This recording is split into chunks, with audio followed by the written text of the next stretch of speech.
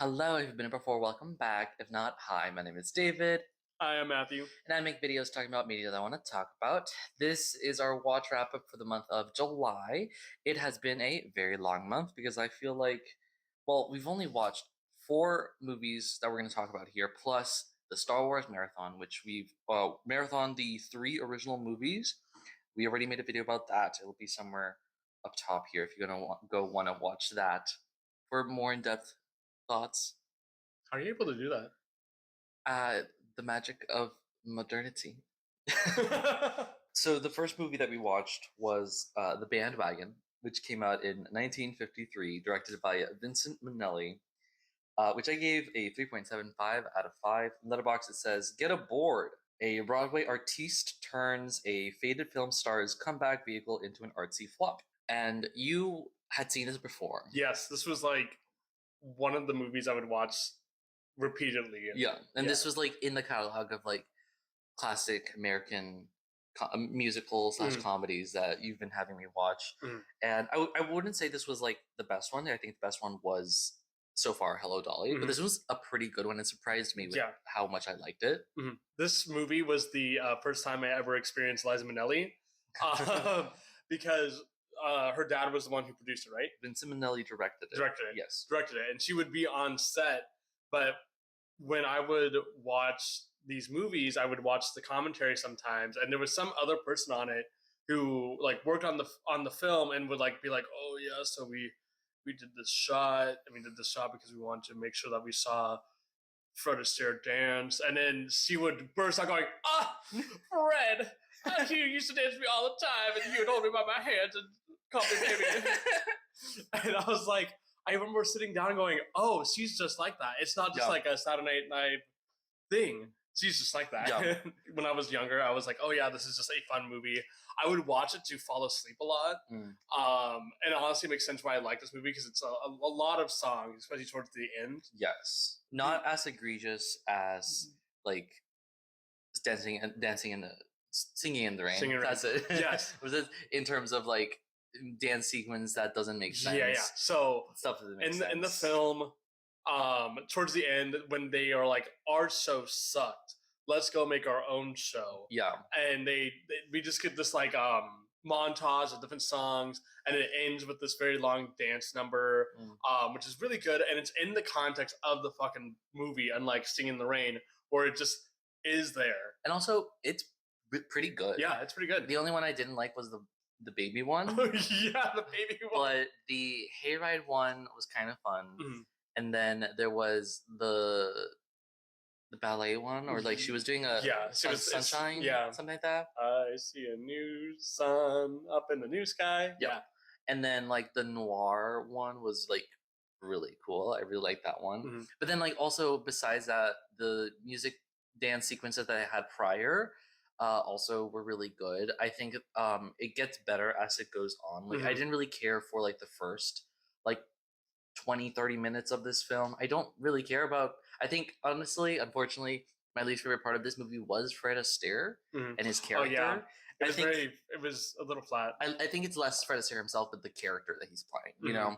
But the story of like it says, a faded film star wants to get revived, and meets with his friends who want to create this, what kind of story was it again? About this guy who he like recently got divorced, I think, and he writes children's book. He likes to tell people that he's a children's book author, but he doesn't make money there. The only way that he can make money is to make these like horrible murdered mystery dramas, pulpy stuff. Yeah, very pulpy stuff, and genre stuff. They like, one of the friends of Fred Astaire's character says, "Oh, he's like wrapped, and he feels like he's selling his soul to the devil." And they're talking to the person they want to direct this musical, who is so great.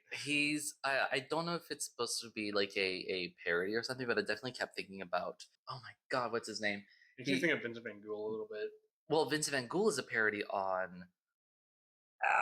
He played. He was a lot of in the Universal horror movies. Vincent Price. Vincent Price. I feel like this actor, or the character actor, is supposed to be like a Vincent Price. Yeah. Because he has that same sort of like way that he Voice carries and and stuff like voice and that. stuff.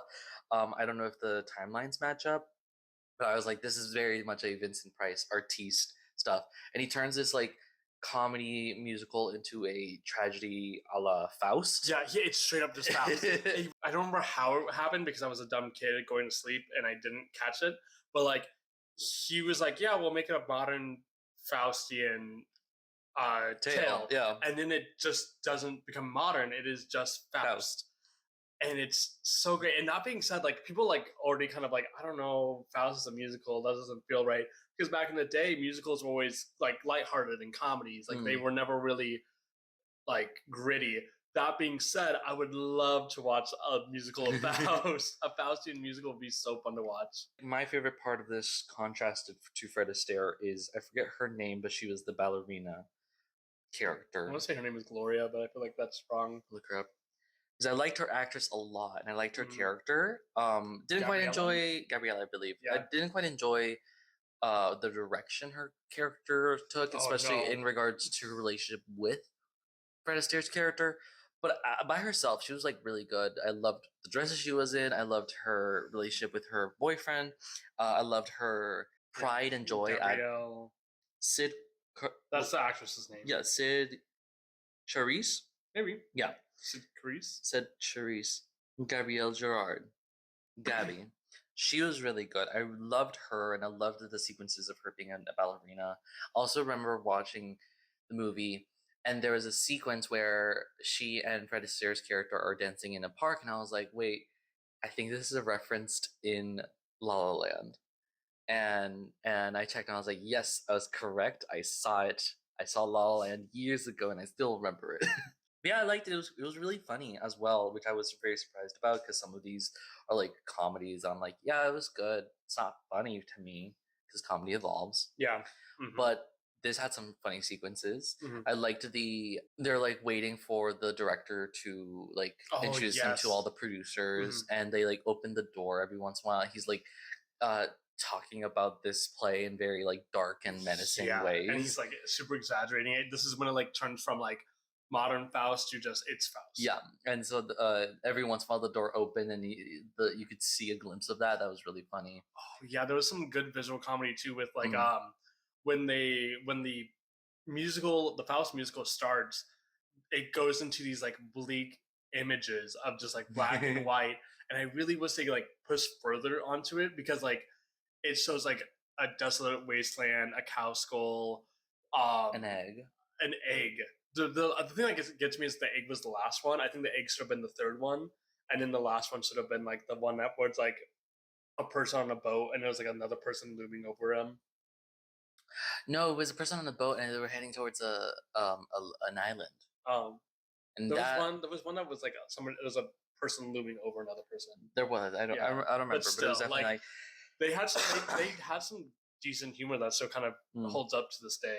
But it's like again like a la like Music Man. Yeah. It definitely doesn't. They'll be like, oh, isn't that funny? And you're kind of like, well, yeah, they did do that thing. Yeah. The Pokemon that we chose was Hisuian Lilligant, mainly because my favorite part was Gabby and like the ballerina aspect. And Hisuian Lilligant is a ballerina. What was the signature move that you Victory said? Dance. Victory Dance, yes. Visually, my favorite part was the ballet sections, dancing sections. And this is a dancing Pokemon. Yeah. And also, how can you have Fred Astaire not do anything good with dancing? Yeah. The next movie that we watched was Obsession. Finally was able to see Obsession, directed by Cray Barker. In Letterboxd it reads, be careful who you wish for, ... After breaking the mysterious One Wish Willow to win his crush's heart, the hopeless romantic finds himself getting exactly what he asked for, but soon discovers that some desires come at a dark, sinister price. That's one sentence. Yeah, they love run-on sentences on Letterboxd. Me too. I gave this a 4.6 out of 5. I adored this movie so much. I like this movie. Love how normal people were about it afterwards. That is my favorite part about this whole movie. It is good. It's good. I want to say like there's a lot more to it. I loved a lot of the actors, especially the one who played Sarah, the one who it's not Lucy Lawless, but it's something like that. Megan Lawless, that's it. I don't know what her relation is to Lucy Lawless. Lala's. She played Xena, warrior princess. Oh, I think. I really liked how the story began. I love and I hate that they get this waitress to be the stand-in for Nikki. Yeah. Before watching it, and I was like, okay, is he going to like strike out? And that's how the beginning of this movie is. He strikes out, then he makes the switch, and then it's not.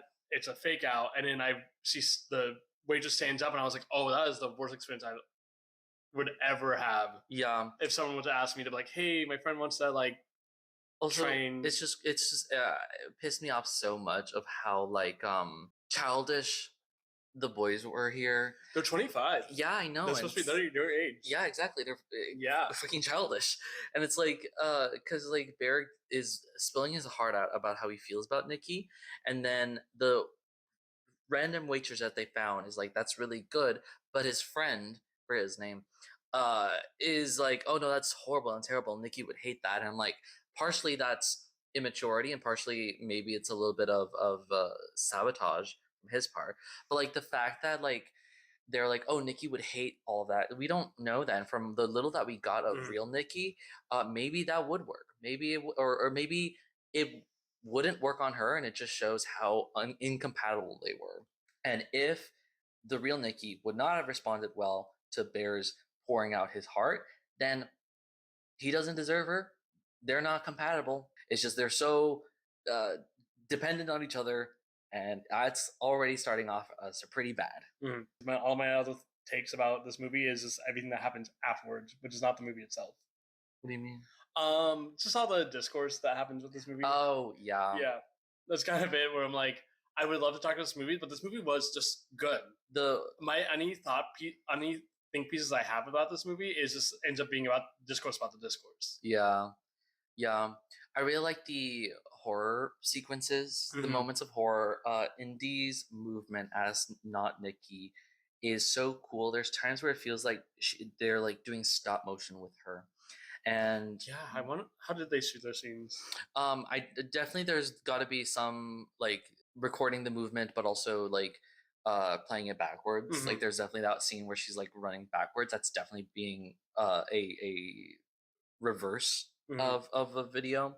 I would also assume that it's some movements are filmed with a higher frame rate to make the movements feel a little bit more jerky. But then also it has to also be just the acting itself and like the body movement, like in Ex Machina. What? I'm just saying that the actress can just do that. Yeah, she can. In Ex Machina, oh my god, I forget her name. She plays Daenerys. In Ex Machina, she plays a robot. She got training with a ballet dancer to know how to be a robot. And so they do that. They do that a lot of the times. And this is how you move to be weird. And I'm pretty sure they did that. Sorry, I have to clock into my weird movement class. Also, there's got to be like some sort of like reference or like on the mood board is Pulse, which is a Japanese horror movie from like early 2000s. I'll show you a clip later of a ghost walking and being weird.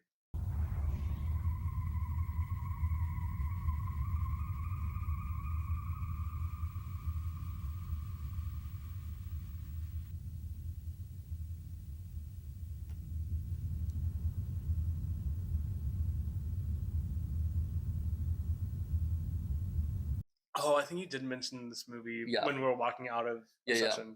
Because I've seen a lot of people talk about it. I don't know if I would have connected those, but I haven't seen the movie. But I've seen a lot of people connect the movement, the uncanny movements of Not Nikki to Pulse. And all those are just like really fun, really good. What was that one post? There was a post that was on Twitter that was like the most unrealistic part of this movie is that Nikki was hooking up with Bear's friend off and on. And you know, if the Bear's friend was a little bit more attractive, I could totally get it. Yes, but he looks very. I hate to be like, man, he looks mid, but like he's kind of mid. He's kind of mid. He acts kind of mid too. Yeah, but like who knows? No, nothing against the actor. Of course. No, no. He's very good at acting like a frat bro. Yeah, and it works so well. But like also the way that Nikki acts, I suppose the way that he's like, oh yeah, so you wouldn't like that. Yeah. Meaning that like he knows something of her. this doesn't make sense. If it was like a one and done thing, yeah, absolutely. The little part of the shopkeeper love, especially since shopkeeper could be trans. Yep. The actor himself was like, oh yeah, that's what I'm thinking. Yeah. Which does make me think that's so funny that like shopkeeper before Wish maybe is like so exhausted and tired. Like, yeah, whatever. He's grab that Wish, whatever.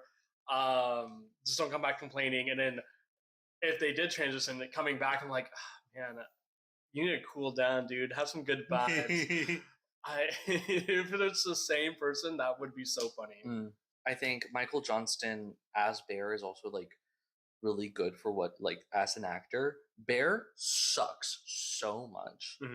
And I like part of like also the discourse about this was like, how is there so much confusion? How is there so much discourse? Bear sucks from the fucking get-go, and I'm like, what is happening here? What is happening here? Like the from the very first moment that Not Nikki lays out his dead cat, a shrine of the dead cat, I'm like, and you don't immediately do something about that, you're insane. Yeah, you deserve like, everything that's coming to you, and you have hurt someone. It's like it's not until like after the dining scene and then the scene that happens after that that we see like him actually trying to fight back about this. Well, I mean, fight back in what way? Because like, after the dining scene, be like, sorry, not fight back, but be like, oh God, something's up here. Oh yeah. This girl just dug up your dead cat. Also, like, where did you put the dead cat? Because he buried it. He put it in a trash can to be like taken out, and then she like pulled it out. Yeah. Also, why the fuck are you doing that with your cat? Yeah. That should also be another sign of how much Bear respects. Why are you not either burying the cat, burning it, or like don't put it in the trash? Yeah. Don't put it like what? Because after in the dining scene, you mean like in the restaurant? Yeah. Restaurant. He finds out that she's been lying to him about her father, and she like blows up about it, and the next scene immediately is him having sex with her. And it's not like until the party scene that like he's like something's wrong, but still doesn't do anything. He has to take her to the hospital and stuff, and like trying to figure out how to undo the wish. But it's only after Nikki kills that he's like, oh shit, bad stuff. It's like, you've already dug yourself so deep into this hole. It's crazy. How is there so much discourse about this movie? But at least it was really good and looked really good. it's I think it's going to be talked about for like even the next few years. Yeah, I mean it is in the top of the box office. That's not awkward. The top it's outperforming a lot of IP movies, you know. I mean, which is so great. I mean, going back to the Backrooms, and we always have to talk about this. It beat out a Star Wars movie. Yeah. That's so crazy. I also also that, but also I don't think who expected the Mandalorian Grogu to do well. I don't think that many people I don't did. know. I don't know too much because again I don't know too much about Star Wars. We're almost there, guys. I'm saying you know, the comparison of it beat out a Star Wars is a good comparison, but also when was the last time that a Star Wars movie outcompeted anything else, you know? So I get it, whatever, but yeah, it does really well, you know. And like Backrooms is coming right behind. I also wanted to mention we watched Backrooms 3 times in theaters. It was my Moana. Yeah, because we watched it in the Pacific Northwest, and then we watched it again just to watch it, and then the extended version came out, and we watched that. So yeah. The Pokemon that we chose was Malamar. It pissed me off so much when I was playing Scarlet, because I had never encountered this Pokemon before, and it is neutral or resistant to almost every single move. It is 2 times weak to fairy type moves and 4 times weak to bug moves. I'm like, I don't have any bug moves, and my team was almost killed by some random ass teenager who had a Malamar on their team. And I was like, who has bug moves at this late in the game? Fuck you, Bear, for making Malamar such a hard one. Malamar hypnotizes and makes people do stuff, right? Yeah. Yes. In all the ads, especially for Legends ZA. Yeah. With my friend Malamar, they seem to be acting a little bit kooky and be like, yeah, they're my friend, and they would never do anything bad to me. And it's very similar to like, oh yeah, Nikki's going Session, yeah, the One Wish Below, Yeah. etc. Then we watched the Star Wars originals. Just going down the list, New Hope was Drillbur, Empire Strikes Back is Cup Fu, and Return of the Jedi was Shift Tree. So if you want our more in-depth thoughts on the Star Wars originals, you can watch us talking about that marathon. Anyways, the next movie that we watched was I Saw the TV Glow, which came out in 2024, directed by Jane Schoenbrunn. And Letterboxd says there is still time. Teenager Owen is just trying to make it through life in the suburbs when his classmate Maddie introduces him to a mysterious TV show, a vision of a supernatural world beneath their own. In the pale glow of the television, Owen's view of reality begins to crack. I give this a 3.6 out of 5. Based on my rating system, Band Wagon is just a point above. Which is so funny. 0.1 above. So funny. I honestly was a little disappointed with this movie in that I think I expect a lot of things, and I think it was, I don't want to say it was overhyped, but what it delivered is not what I heard a lot of people talking about, you know? I agree. I feel like it's a lot because people intellectualized it, which, like, to be fair, is a very artsy piece. It's good. It's good. It's a good movie. But because of people now have all these different think pieces and talking about like, okay, what can we interpret or extrapolate from this film about like what it's trying to talk about, we were both kind of expecting it to be like a straight up horror film. Yes. Like we thought it was going to be like something fantasy with like horror film. Yeah, I thought it was going to have something of like references to like Poltergeist, because a lot of it was TV. But it's not. I mean, it's still scary when you think about everything that's going on. Conceptually it is scary, but there are some like interesting moments here and there that like really struck with me in terms of like horror and stuff. They use 2D animation, 2D drawings on top of the 3D images in really interesting ways.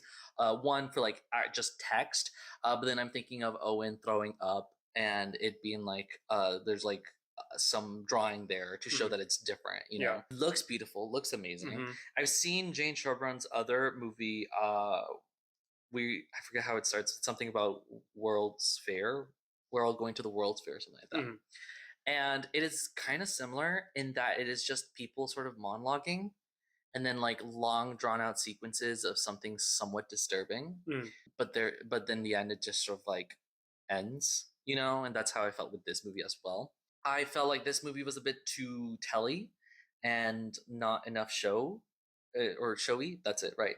Like, you know, show don't tell is like the axiom they always say when writing, and it's like I don't subscribe to axiom all the time, but to me it was very much like we have a lot of characters just doing long monologues that are good, that are intense, but it is still a long monologue that we just are centered on the one character. And I'm like, that's good, fine, I guess. The Pink Opaque. Pink Opaque. The Pink Opaque is a show that they watch, and I loved what it was, because this is the shows that I would grow up on. Like I talked about how this made me feel like Lake Halsey High, Power Rangers a little bit, Buffy the Vampire Slayer. It's a little bit of like Goosebumps. A little bit of Goosebumps. Yeah. A little bit of Goosebumps. Just to spice it up a little. What was that one Disney XD show that was like 3 kids who were monster hunters? Are you thinking My Baby Sister was a Vampire? Well, no, but also that movie also. Yeah, that also fits into that.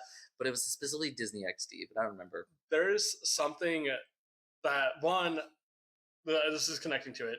One, I made a joke about how this movie is just kidding the movie. Oh yeah. But that being said, a lot of these movies, these TV shows that I have mentioned are pieces that, like, I would say I have met a lot of friends who also end up being queer somehow. Oh yeah. It is shows about like growing up, coming of age, being othered, being an outcast, and so it's like very much akin to that. Yeah, there's this shot in the movie where it says there is still time, that's written on. It's a famous shot of the chalk on the street, and they bring a lot of importance to it, which is fair. This is a very important shot. But I wish the chalk was used more. They talk about how like what is the psychic plane?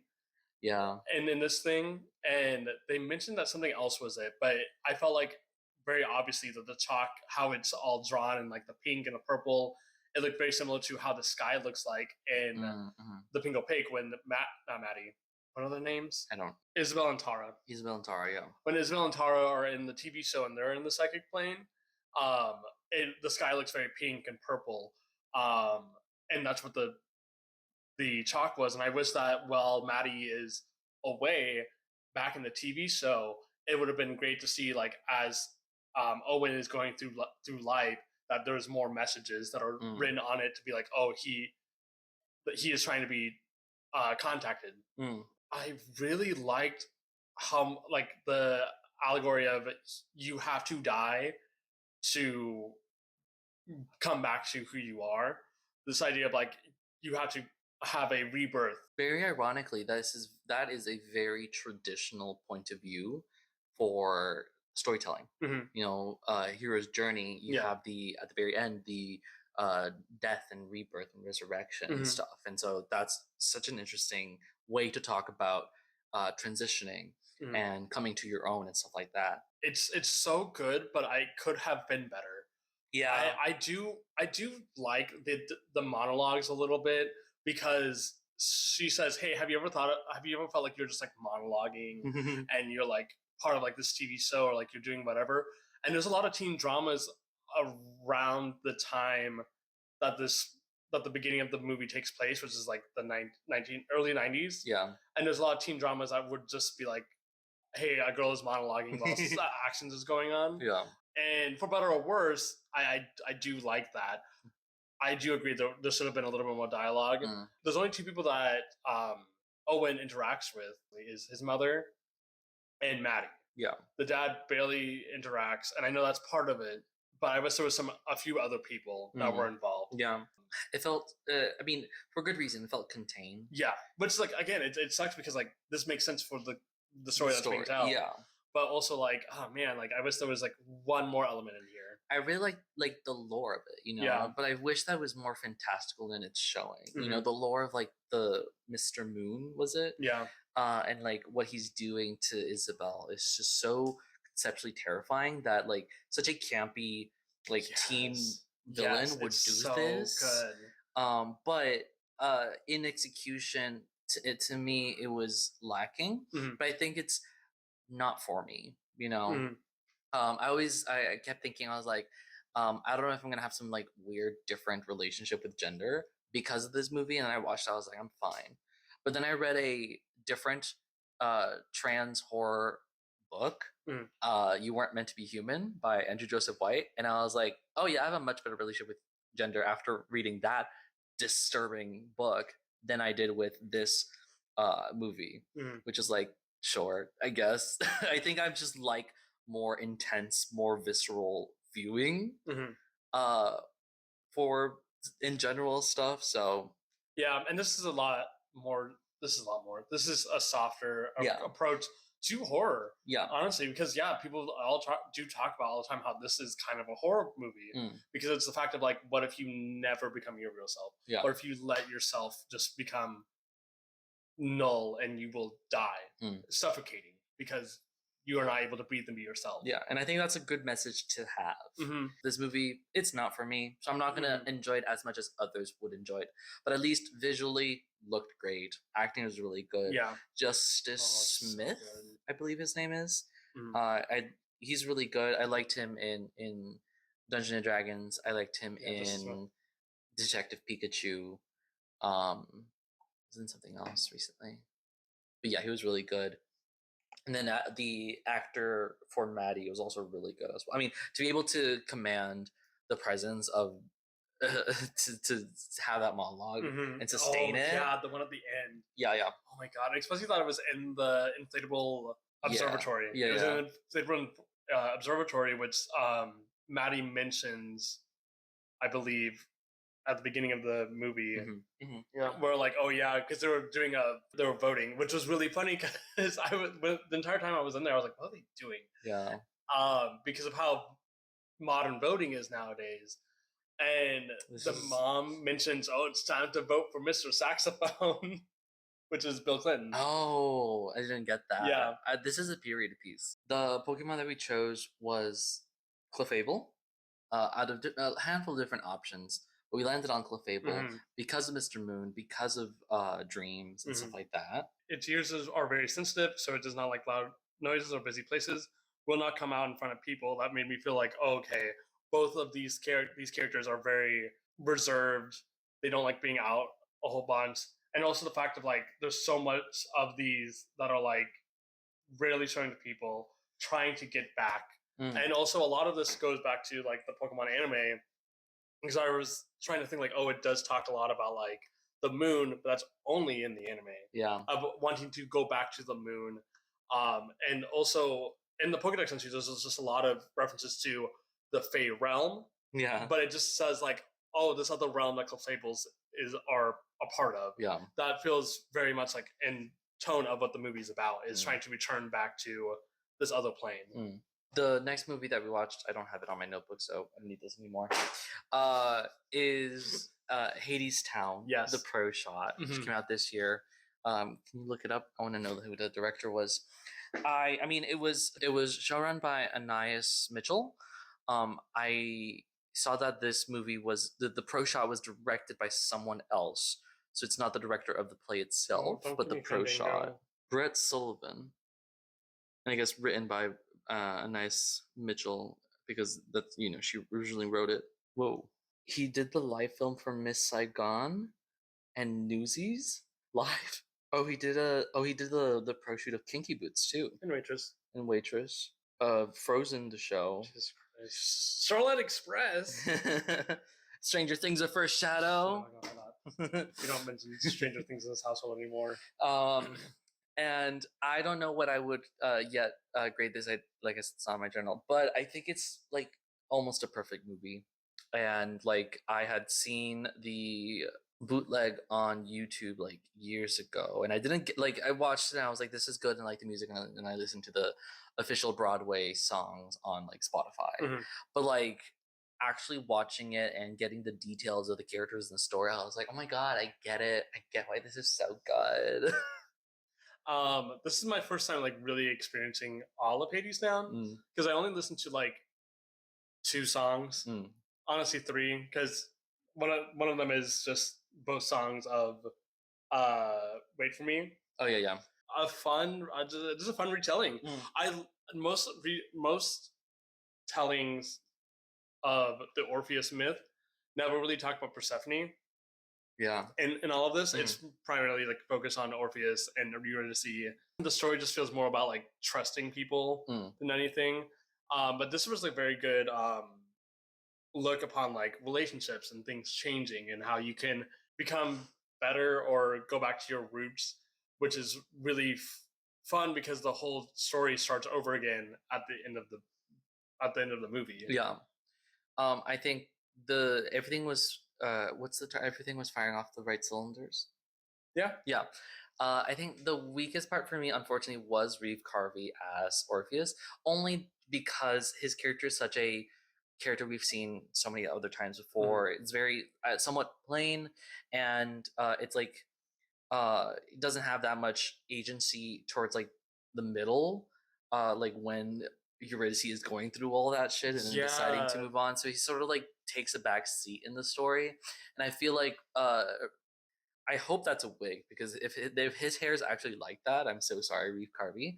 I don't like the wig that he had on that much, if it was an actual wig. But he still was, I mean, singing amazing, dancing amazing.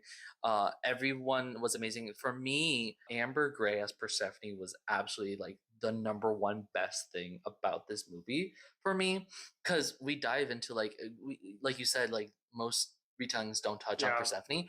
They give her such a 4-dimensional character here, because she is an alcoholic but wants more, and wants to help these people, and like her acting is just, her physical acting was just absolutely fucking amazing. And I just loved I remember watching the pro shoot, and I was like, I don't really care about her first song. I forget what it was called, but it was living up, living, living up on top. Yeah, I didn't really care for that. that was a fun song, but like I get it because like story wise, you're like, oh, it's whatever. There's no plot moving forward, but the whole point is like they're having fun. It's summer. I'm not saying. And it's like and it's basically like, you know, after he does his song, Persephone comes back to not the underworld, the opposite of the underworld, the overworld. And so the living it up on top in the bootleg, I was like, I don't really care about it. I don't like how this quite sounds. But in the pro show, it was absolutely so fun, so good. I really liked it, you know. I didn't really think about it too much, but yeah, they really say fuck you to Orpheus once they get down to the underworld, because like they're just like, yeah, you gotta go down the railroad track, and he's like, yeah, I should go do that, and then it just the rest of the musical is just underworld until Orpheus just magically appears through the crack, which also they mentioned the crack in the wall, and I felt like that was gonna like do something, but like I guess it makes sense because like written off that like Orpheus sang to the wall and the wall opened up because the stones heard him. Yeah, and like how like that is implying that there is still something more beyond the Orpheus Euryphes story. Like that story is going to reoccur, but whatever is happening with the wall is going to finish at some point, and we're not going to see that. And I like that a lot more. So I talked about this musical on my stream once, and there's a person who is a huge Hadestown fan, and this musical was in production since 2009, which was crazy to me because I was like, oh, there's a lot of stuff in this musical that felt very contemporary to when things were coming out, i.e. The Wall. And it's like, I mean, it started in like 2009.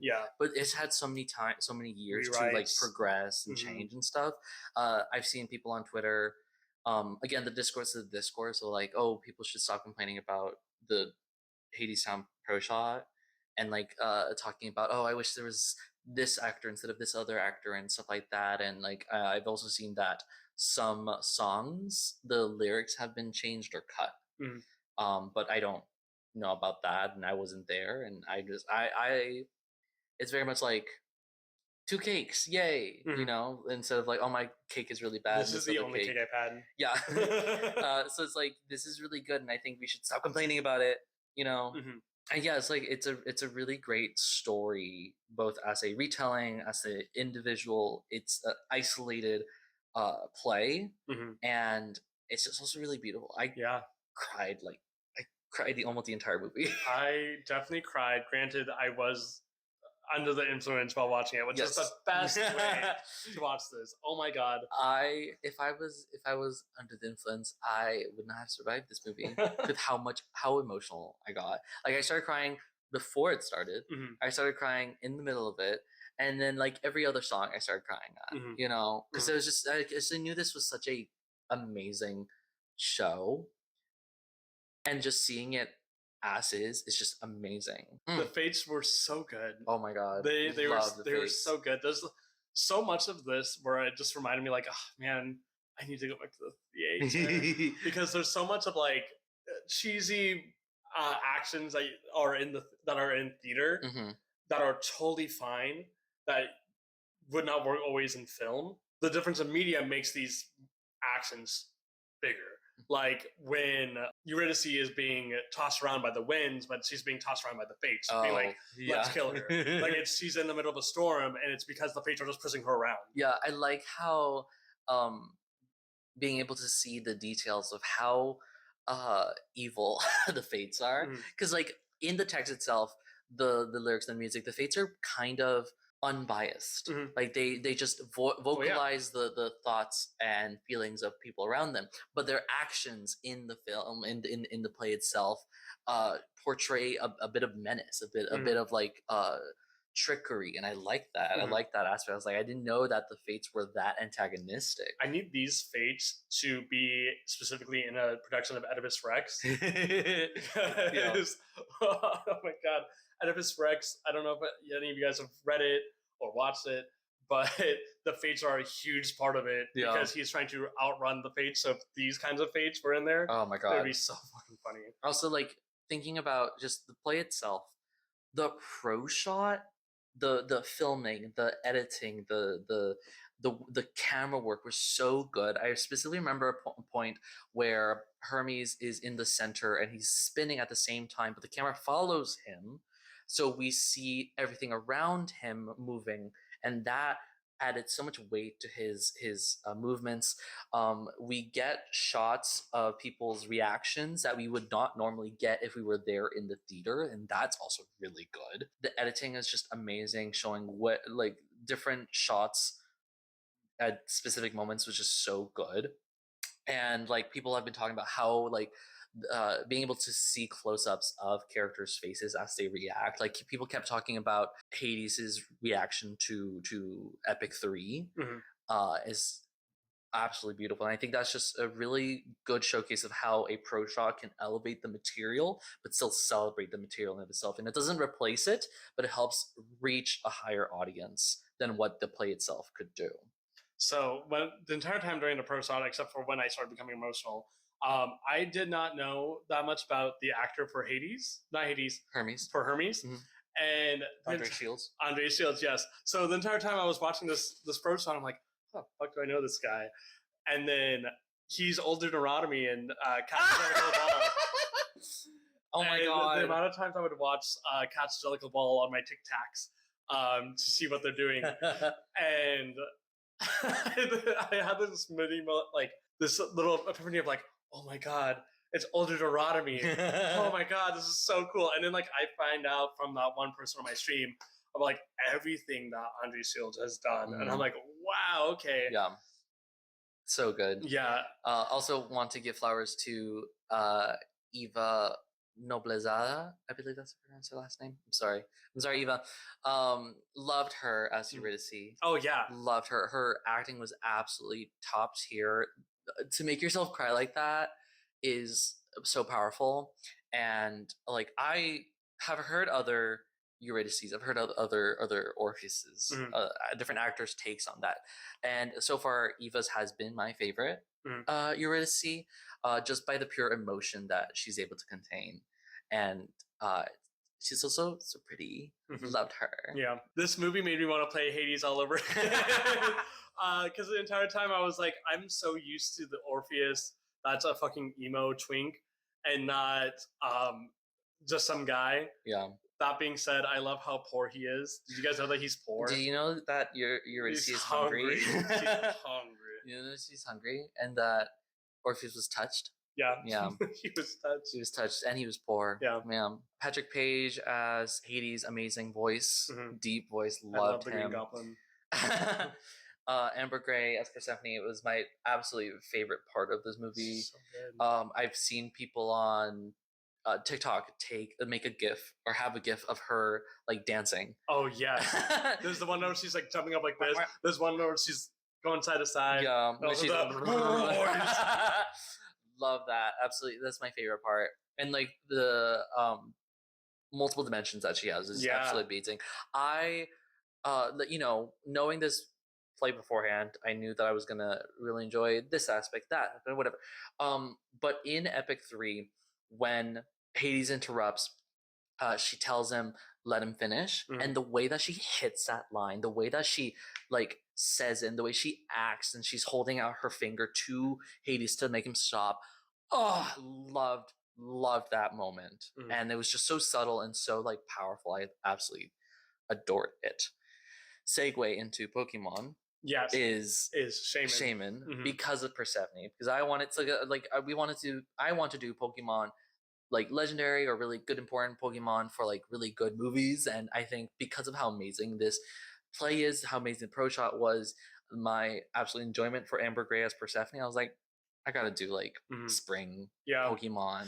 I remember trying to look for like Pokemon that are like a little bit underworldy, but like the most I can come up with was Enamorus, right? The coal one from. Oh yes, also Roly-Poly. Roly-Poly. Because this movie is very like, well, miners. Yeah. There's miners. There's all this stuff being in the underworld, but like, yeah, I guess Roly-Poly is all that cool. Yeah. But yeah, Shaman feels it's Shaman. Yeah, because it is the Pokemon for spring. It transforms from like the little hedgehog to like something free, some sort of dog. some sort of dog. I think it also could represent Orpheus himself as well. And the entire story is about how Eurydice could not escape or wants to escape the rigmarole of winter and surviving. And so she dies. And spring is about life and resurrection, and there's a cycle to that too as well. And this is also a cycle. We tell this story, even though it's a tragedy, just to say it, you know. And so Shaman was like a good option there because also mythical Pokemon, really important Pokemon, etc. And yeah, those were all the movies that we watched in July. It's been a long month, for us and for me, because I'm trying to think of like, oh, we watched Band Wagon like July 4th. Yeah, and July 4th was 30 less than 30 days ago. Does not feel like that. No. I've lived 3 lifetimes since. And then like technically we watched 7 movies, which is around the same amount of movies that we watched before, but the Star Wars marathon is just one day. Yeah. So that makes it feel like, I mean, which less means we movies. have to plan. We do have to watch the sequels this month in August. It's filming this in August. And that's going to be pretty fun as well. After that, I start classes again, so we're going to like watching movies is not going to be that easy, but we'll be back to talk about the next movies in August. What are you streaming right now? So streaming Persona 4 modded. Might be doing some like different streams. Might be doing some different games here and there. But we are trying to get things done. I'm about like halfway done with the game, which is crazy to me. But then again, I don't want to say I broke the game, but I have definitely found ways to like cheat them, going, hey, you're not able to go this far, and I guess make everybody dodge things, and I just hope to God that I make it work. Anyways, thank you so much for watching. Don't forget to like, comment, and subscribe. Share it with your friends. Let me know what you think. Don't forget to be passionate, and I'll see you later.